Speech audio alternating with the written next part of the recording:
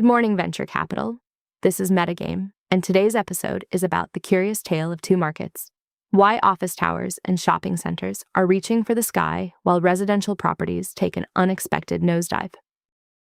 Everyone keeps asking me about real estate. What's the play? What's the move? And I keep telling them the same thing. You're asking the wrong question. Because real estate isn't one market anymore. It's two. And if you're still treating it like a single asset class, you're not just behind. You're playing a game that doesn't exist. Let me show you what I mean. Q4 2025, commercial real estate posts 87 deals. That's up 8.8% quarter over quarter. Same quarter, residential drops to 57 deals, down 5%. But here's what the deal count doesn't tell you. The capital divergence is even more significant. Commercial is attracting mega funds. We're talking the $22.1 billion Clarion Lion Properties Fund, the $12.6 billion Invesco Core real estate vehicle. These aren't speculative bets. This is institutional capital making a directional call. And the direction? Away from your neighbor's house. Now, some of you are thinking, okay, commercial had a good quarter. So what? So what? CBRE just reported $172 billion in Q4 commercial investment volume. That's up 29% year over year. Full year 2025, $499 billion in total U.S. commercial real estate investment, up 22% versus 2024. Private investors alone deployed $92 billion in Q4. That's not a recovery. That's a conviction trade at scale. Meanwhile, residential is doing this. Existing home sales fell 8.4% in January to a 3.91 million annual pace. That's the weakest in over a decade. Inventory is climbing. Months supply is at 3.7. And home prices? The Case-Shiller National Index posted 1.3% year-over-year growth in December. That's the weakest since 2011. Month over month, prices actually declined. So you've got commercial posting its best capital formation quarter in years, and residential entering what I can only describe as a cryogenic state. Frozen. Not gone, frozen, which might actually be worse, because frozen assets don't transact, and assets that don't transact don't generate returns. Here's where it gets interesting. The credit markets are telling the same story, just louder. The Fed's Senior Loan Officer Survey shows large banks easing standards for commercial real estate. Non-farm, non-residential loans? Demand is strengthening. Construction and land development? Same story. But residential mortgage conditions? Still tight. Still restrictive. Still making it nearly impossible for the average fund to deploy capital efficiently. This is a two-speed lending market. Commercial borrowers are getting faster approvals, more flexible terms, and access to institutional debt.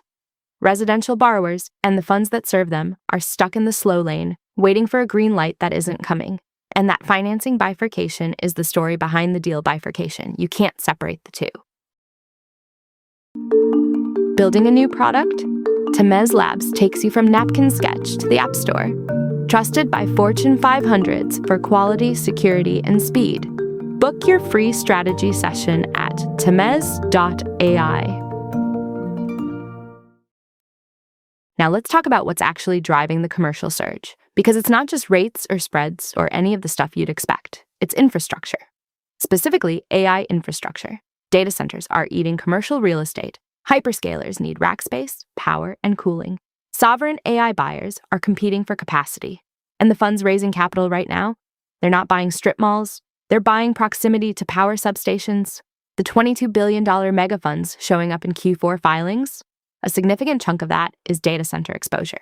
This is proxy capital for the AI build-out, and it's flowing through commercial real estate vehicles because that's where the physical infrastructure lives. PropTech is accelerating this. Commercial platforms using AI for lease abstraction, tenant underwriting, and ESG compliance are compressing due diligence timelines from weeks to days.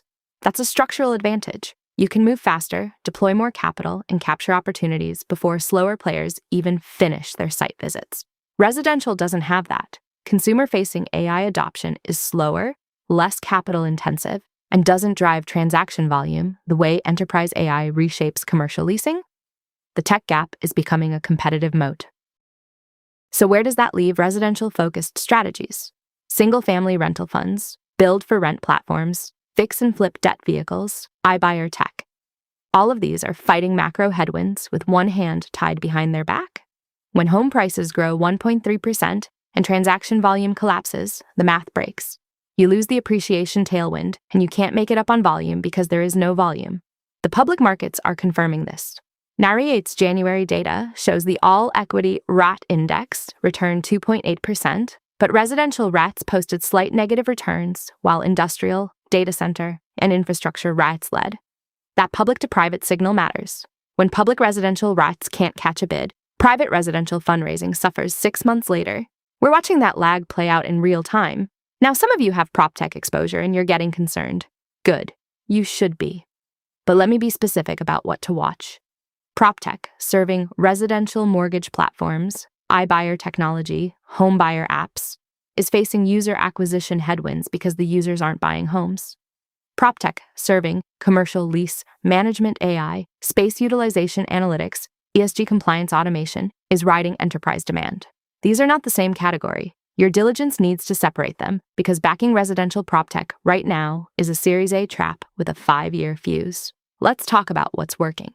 REITs and finance posted 40 deals in Q4, up 17.6%.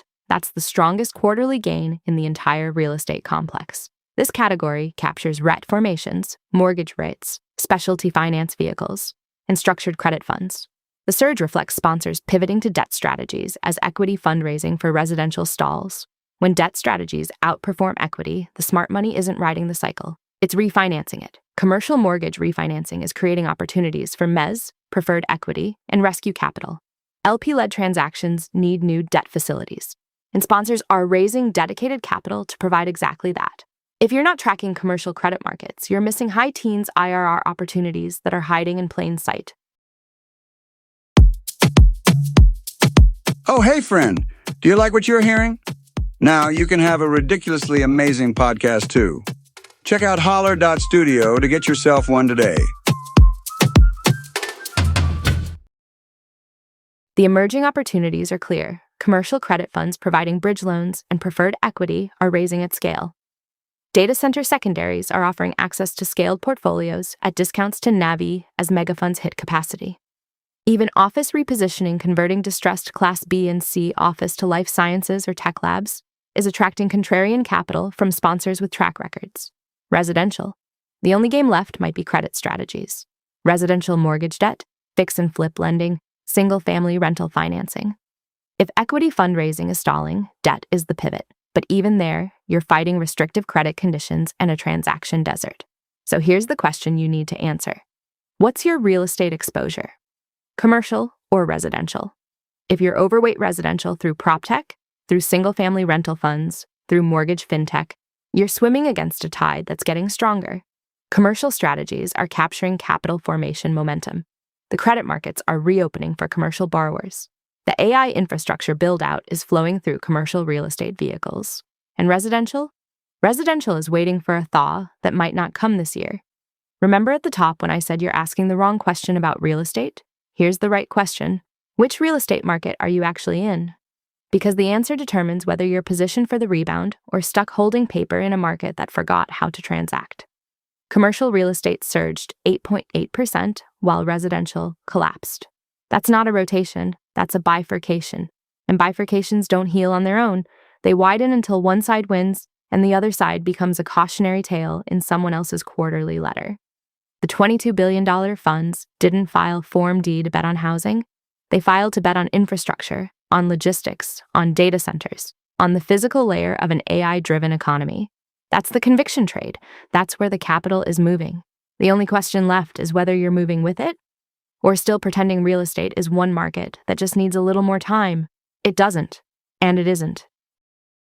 That's our Venture Capital podcast for today. If you learned something new, tap 5 stars and follow our show. Thank you for listening to Metagame.